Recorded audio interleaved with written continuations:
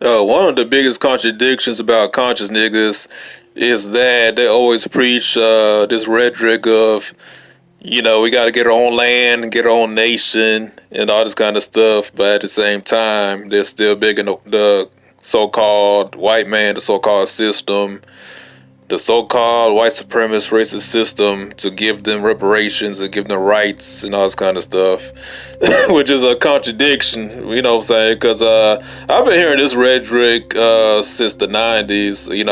Back in the day, I used to go to different classes. I used to go to Morris classes, the wall beating classes, um, all kind of like black conscious classes. I used to go to lectures. I've met all kind of speakers. I've met Steve Coakley. I've met Bobby Hemmett. I sat and talked with Dr. Blair. I met Dr. Welsing. I went to go see Nellie Fuller speak. Omar Johnson, Ray Hagan. I mean, a whole plethora of speakers. Rodolfo Rashidi. I mean, like the whole gamut. I've been there.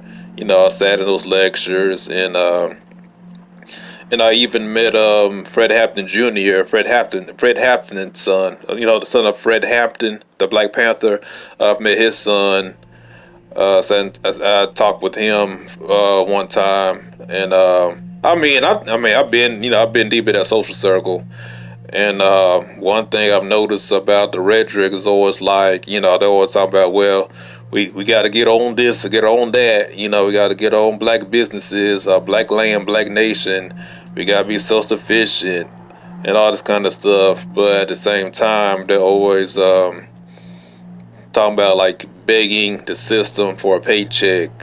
you know like the white man knows this, the white man knows that, blah blah blah. And it's kind of like a contradiction. And it's kind of like, they want to beat down a white man with one hand, but with the other hand they got a hand open begging for money. you know but they'll understand that, if people want to be self-sufficient, you can't beg the enemy or expect the enemy to give you what you want.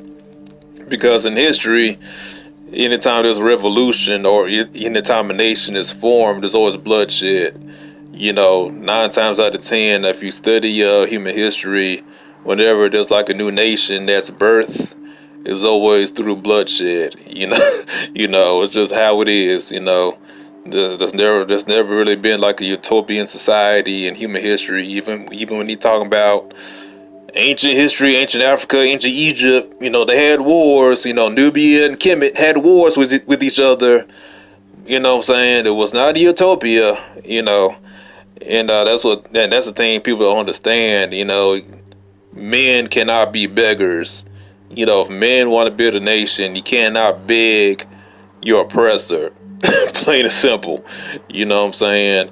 And that's the thing that so-called black conscious brothers, they kind of like degenerated into this mentality.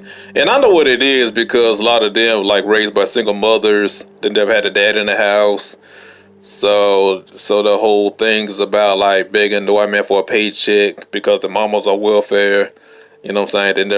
They were never really taught by a man how to be self-sufficient. So the only thing they know how to do was beg.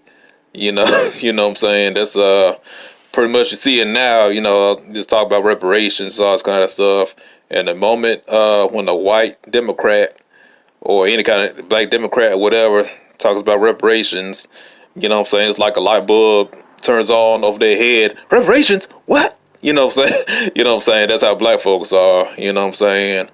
But you gotta realize that real men take, I won't say take, but they take and claim it for themselves without anybody's permission.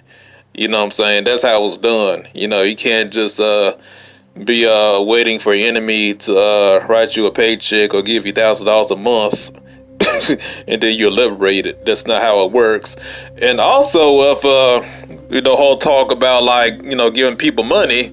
If you do some research, most people, I would say, like, actually, I think like the stats is like 70% of people who win the lottery end up bankrupt within a few years. Think about it. 70% of big lotto winners of the lottery. I'm talking about people who win like the scratch. I won't say the scratch off, but the people that win like $100 million in the lottery. In a couple of years, that 70% of them become bankrupt. So if that's the case, then that 70% of them become bankrupt. So if you give niggas reparations, a lot of them gonna be broke in the next couple of years because they're gonna be spending their money on rims and Nike tennis shoes and all, gold teeth and what I'm saying. But majority of niggas, they ain't gonna be they're not gonna invest their money. You might have a few black people who use it wisely, but overall, most of them, they'll just like blow the money away because they don't know how to manage their money. You know what I'm saying? So the whole concept of reparations, giving each black person a check, it's not gonna solve the nigga mentality. You know what I'm saying? So that's why I'm not for reparations.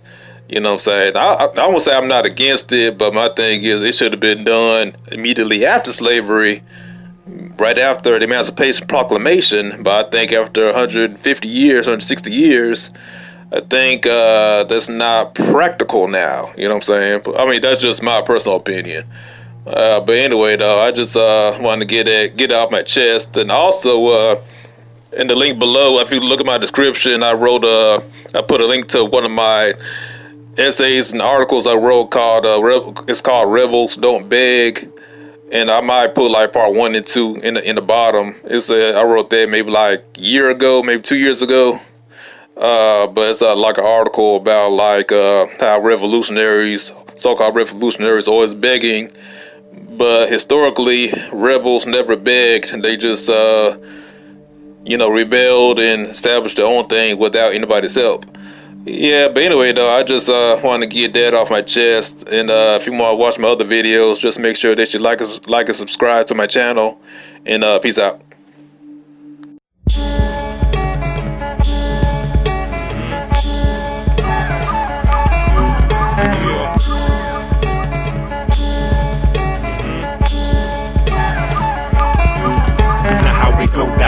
The way it come is so profile. Now let's see, how many horses in this merry-go-round? Is it me? What do we have to do to cope when things ain't easy? Cause the same things that hurt me be the same things that please me. I reach for the sun and I give thanks for a change season. Water, earth, wind, and fire, so many reasons to build